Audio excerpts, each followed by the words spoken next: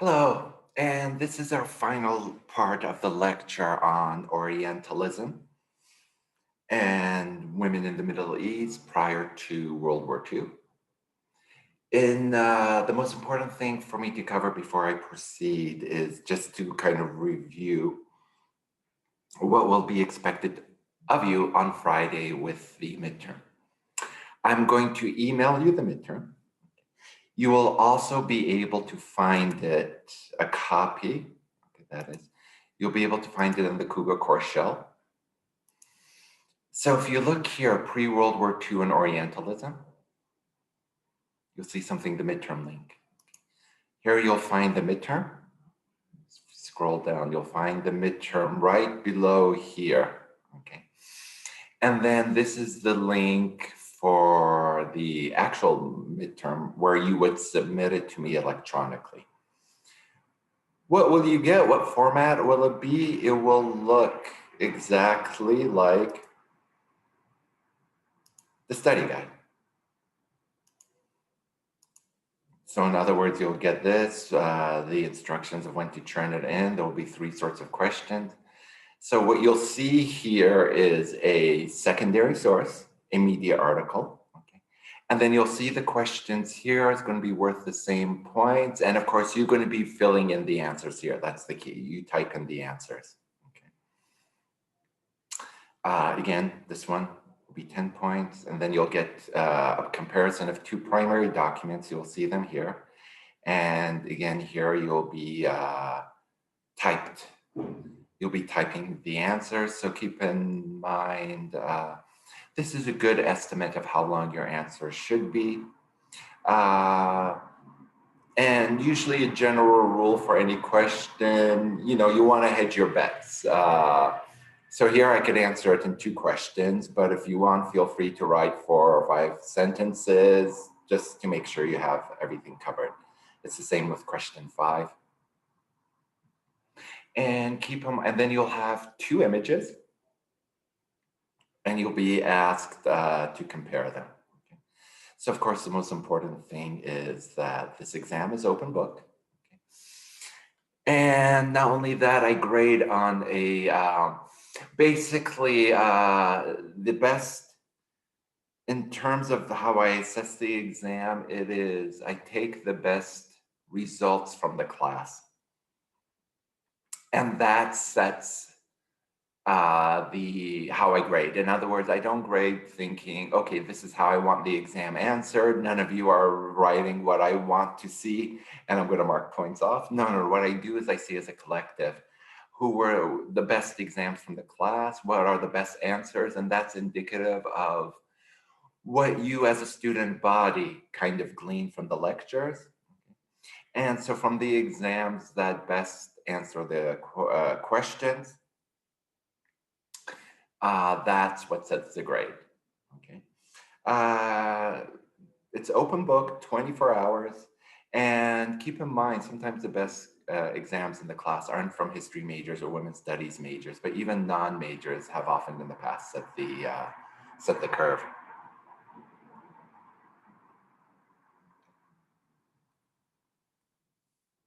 So that's it in terms of logistics. Remember, if it's late, just as it says in the syllabus, you'll be marked. Well, in other words, if you got a B, let's say, if you submitted it in late, you're going to be marked down to a B minus, and so on. Okay, so now, like I said, everything on the midterm has been, or everything that would be on the midterm has been covered. The final lecture here is really just a good chance for you to practice for the midterm. Okay. In other words, I'm going to show you a string of images. None of them will be on the midterm, but the concepts that I'll be teaching will help you prepare for the midterm or help you get to think in the right mindset of how to answer the midterm.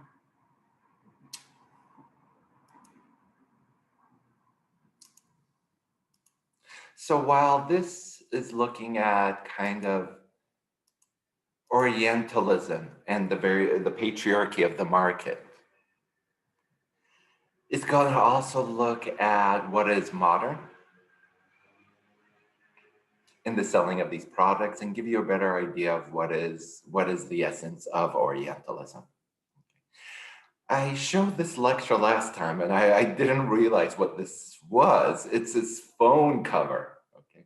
And that's the best way to teach kind of Orientalism of the market. When you have an Orientalist painting, again, something that's pre-modern, but mass produced as a commodity for somebody's cell phone, that is patriarchy of the market in the sense you're taking patriarchal images and selling it.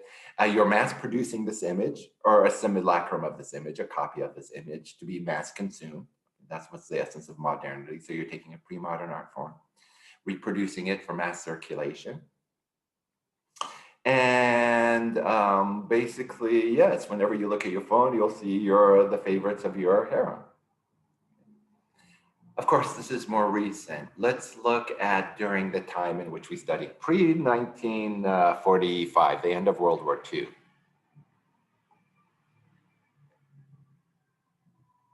And why do we end at World War II? Well, that's when America becomes dominant in world politics. And with America ascendant, okay, with American deployments to the Middle East, Orientalism would also accompany Orientalism will accompany America's presence in the region. In other words, there was American Orientalism, but the power dynamic changes once America becomes the superpower during the Cold War. So this period is still of kind of Anglo-French dominance in the region. The Italians also invaded, but I'm not going to focus too much on Italian Orientalism. So in terms of commodities, market goods, what took off during this Orientalist period? Well, furnishings to give yourself a Turkish cozy corner. In other words, a place where you could lounge like a sultan with your harem or concubine next to you. That was a craze during this period. In other words, what Europeans saw in the paintings, they wanted in their own home. Okay. And here, just to give you an example of what such a cozy corner would have looked like. Costumes, women dressing up as in the kind of Orientalist fashion. Again, in other words, what are Western women doing here? They're lounging, relaxing, as seen in the various paintings that gave them an image of what Oriental life is like. Again, costumes, Orientalist fashion. So here was, and then actually themed parties. So here we have kind of a soiree based on the theme of 1002nd Night. You see more costumes here, the Orientalist fashions of the time. So dresses could be consumed. These were the commodities. And yeah, remember these are sold. Look at this. Look at the image on the right and you can see the patriarchy in it. She'll love you for him, you'll love her in them. In other words, what's this movie company of Lynbrook, New York saying? Man, you, the breadwinner, you with the income, you with disposable income, buy this for your wife and you could have all your Orientalist fantasies come true. You see where it is kind of how it's societal patriarchy, assume the man is going to buy it. And of course it is an example of patriarchy of the market at the same time. Here, Orientalism was used in tin boxes, okay? So in other words, you could buy your own Oriental woman on a box, your own belly dancer. These were for a various collection of cookie tin boxes. And basically, what's the market dynamic here? Well, you could collect your own collection of Oriental women, buy the tin boxes, and you could have kind of a harem in your own kitchen. And so what were these all supposed to be representing? Kind of imagined outfits of women from Arabia, Tunis, Cairo, Sudan, Syria, Lebanon, Afghanistan, India, your own harem in your kitchen. The greatest example of kind of patriarchy of the market was using Orientalist imageries to sell cigarettes. And we see it here with the Murad band Turkish cigarette, okay, where here you're not just buying a pack of cigarettes, you're buying your own harem, right? In other words, buy these cigarettes and you can be like the sultan surrounded by women. And the other image, again, on the actual packet is that of the kind of lounging woman. In other words, you're not just buying a cigarette, you're buying the kind of lounging Orientalist woman. And I guess this is what the cigarette wanted to convey. What ease of Orientalism do we see here? The exotic, the erotic.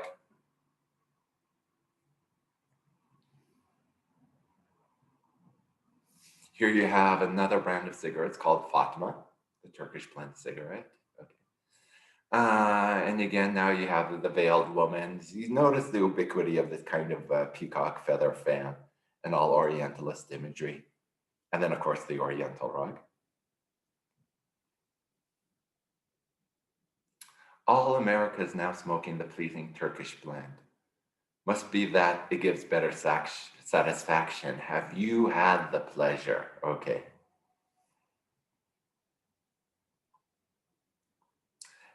So here we see, now again, this is quite interesting because this ad says lady and gentleman smoke, okay? And what is interesting about this is around this time in America, not until the 1920s were women ever allowed. It was very much in terms of societal patriarchy. A woman would have been called a whore if she smoked outside. It wasn't until an advertising campaign by Edward Bernays, who is the nephew of Sigmund Freud, who came up with who was approached by the cigarette manufacturers, Lucky Strike, asking, how do we get more people to smoke cigarettes? And he was basically saying the social taboo of women smoking in public has to be overcome. And so what he did was hired a group of models, have them march down Fifth Avenue, and at the same moment, knowing cameras would be there for this photo op, they would all light a cigarette as a way of telling women it's okay to smoke. And remember, we discussed this in the very first lecture about kind of patriarchy in the US. So this is what we're seeing now is kind of Bernays' legacy, okay? That both women and men are addressed to, being addressed in this particular advertisement. And the same with the Murad Turkish cigarette. Do you see what's Orientalist about this? Here you still have the servant of African descent, and then a lounging Orientalist woman who is usually white. Another, luxury cigarettes from Egypt. It's wise to smoke, Fatima. Okay. So here we have kind of a woman, which I assume who is, we have the unveiled woman, but then here's the mysticism. We have the veiled, mysterious, secret woman on the pack. Colgate, we know them today for toothbrushes, but they also used to sell perfumes in the old day. And let's see what kind of Orientalism in terms of marketing perfume. Floral Orient, flowers of the Orient, otherwise known as Florient. And yeah, you see the kind of the picturesque similarities. Flowing gowns, the kind of lounge-like atmosphere, the peacock feathers. And again, you see the same dynamic here. The African servant, a woman who's supposed to be an Oriental woman, but always in white and being used to sell what? Palmolive soap. And remember the soap ads that I showed you from dealing with the white man's burden. And you kind of see a continuity here. Right? Of course, who is this woman that we assume being referred to? Well, in the ad on the right, it says Cleopatra. So here again comes Cleopatra in our popular historical memory. Speaking of Cleopatra, look at this ad. Look at this record cover. Cleopatra had a jazz band, and look at the kind of Orientalist elements here. We have the belly dancer or the dancing woman, pre-modern. We have the African slaves in the background. And then we have the men gawking, ogling, that kind of indulgent sultan slash king looking with the smoking contraption just right below him, looking on as the woman dances on an Oriental rug. In terms of others, Rebecca came back from Mecca. Okay. Do you see the elements there? There again is what we assume is Rebecca lounging in some kind of Orientalist hall.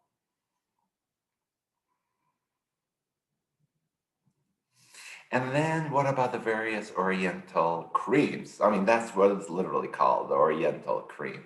Okay. And you can see the patriarchy of the market here. The distinguished Dr. L.A. Sayer said to the lady, a patient, as you ladies will use them, I recommend this particular cream. And this is what it would look like in the old days, of course, a reference to ancient Egypt. Here we have again Palmolive, now using the references to ancient Egypt. A beauty secret 3,000 years old, Palmolive soap. Palmolive again. Do you notice again kind of the racism in here? In other words, what I'm saying, modern advertising, okay? The mass production of soap for mass consumption, how do you sell it? Well, that's what modern advertising is for. But even though these are supposed to be Middle Eastern Oriental women, they're still always white. That's to kind of suggest the kind of purity of soap and the skin color white. When ancient Egypt was young, and of course, what does advertising also play upon that makes them modern? Well, mass insecurities. Okay. In other words, do ads still to this day appeal to women's insecurities to make them buy products that will make them look younger and thinner? And of course, the answer is yes. In this particular case, then nothing really has changed. Again, using ancient Egypt. Doctors love Palmolive. Now, here we are much more in the more modern essence, but we could, in other words, answer that question in terms of does soap companies give an image of a glamorous, beautiful woman and sell it by saying, you can be this woman that we see. You could say post-Orientalist, but there's a continuity. Then the other commodity, mass-produced magazines and books. 44 Turkish fairy tales. A woman beckoning you into a corner. These are pulp magazines. Now, when we say the pulp, they were meant to be read, and then I guess they didn't recycle back then, but more or less they decomposed into pulp. You see how Oriental stories, Orientalism is basically how the West sees the Orient, the East, as this kind of undistinguished whole. In other words, mixing up elements from India and the Middle East and kind of mashing them all into one undifferentiated East. Well, here we have a perfect example in this cover from this pulp magazine. Oriental stories, again, here is the scantily clad woman being protected by these fearsome men, and a man, narrative patriarchy here, coming to our rescue. Again, formulaic. Okay, I'm showing you a variety of media, whether it's advertising, painting. This is a mass-produced, again, pulp fiction. Very much kind of, here you have the man of African descent, a woman who's always white, and we assume in some kind of harem-like setting.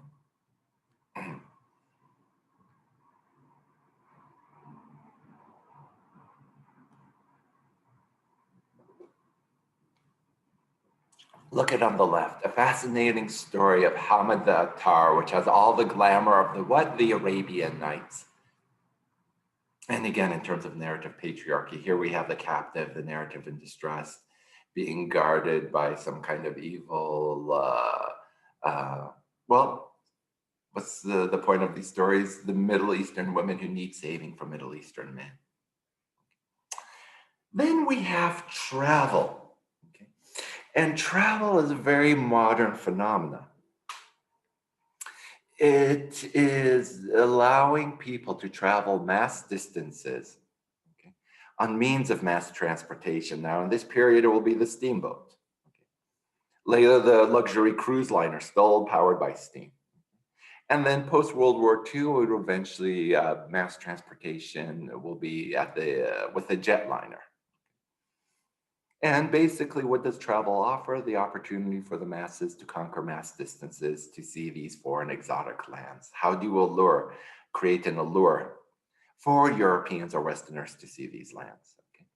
So, I mean, if you look at an image like this is just kind of, I'm using this for comparison. How do you get people to come to Seville? Well, you use the images that stereotypically people associate with Seville. The kind of bull rider, the woman in kind of a flamenco-like outfit. Okay. Now compare that to this image, where France is personified as a woman. Okay. But I'll show you how this following poster is an example of modern imperialism. Okay. In other words, these are the French Western, or let's say West African France, okay? The Ministry of the Colonies. In other words, go here, you can see these kind of primitive women in their natural settings. In other words, you could come to see the exotic, the pre-modern in this case, in West Africa.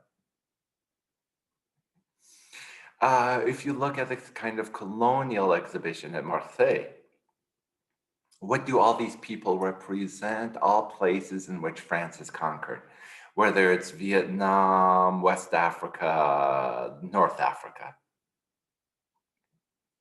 You see similar images here. And again, look at the elements of modern racism. The yellow people, the red people, the black people, the brown people. You could all come and see them at this exposition. It's basically, imagine a country fair, but except this is a global fair because France has conquered all parts of the world. What does this painting celebrate? 100 years of ruling Algeria, okay? And in this case, what are we seeing is the kind of veiled woman letting us know that we are in that Algiers, even after 100 years, is still exotic and different and still to some element pre-modern. In other words, the French civilizing mission needs to continue.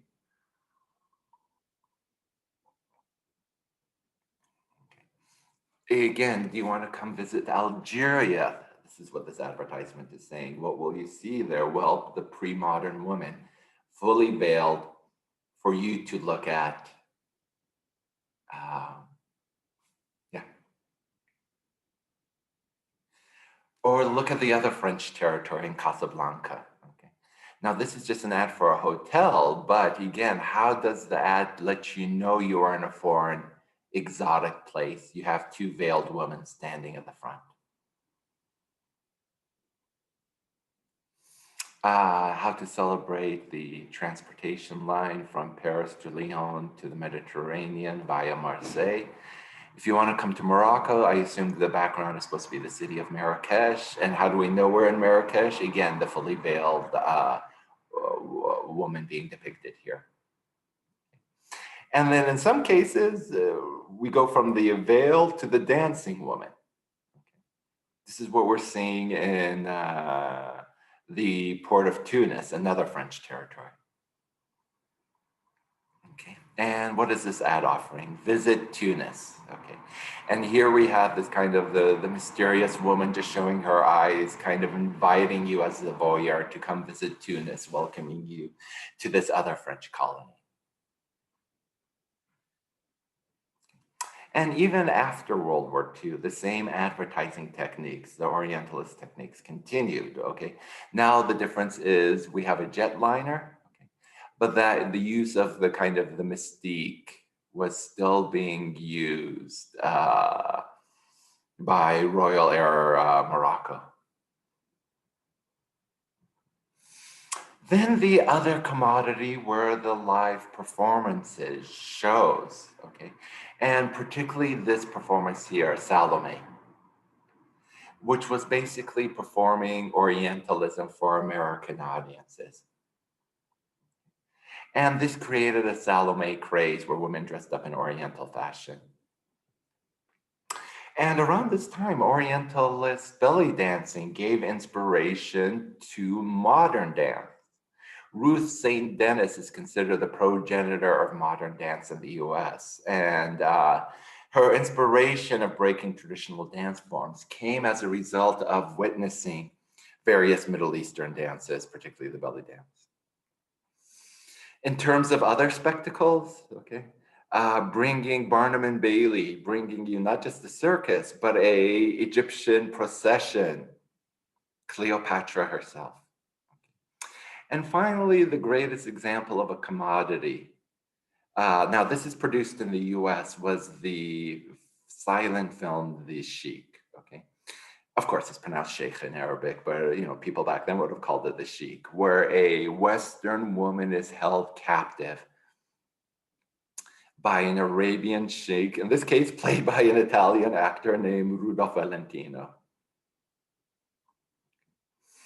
Look at the language used here and see if it sounds familiar to the language used by the Barker in Coney Island.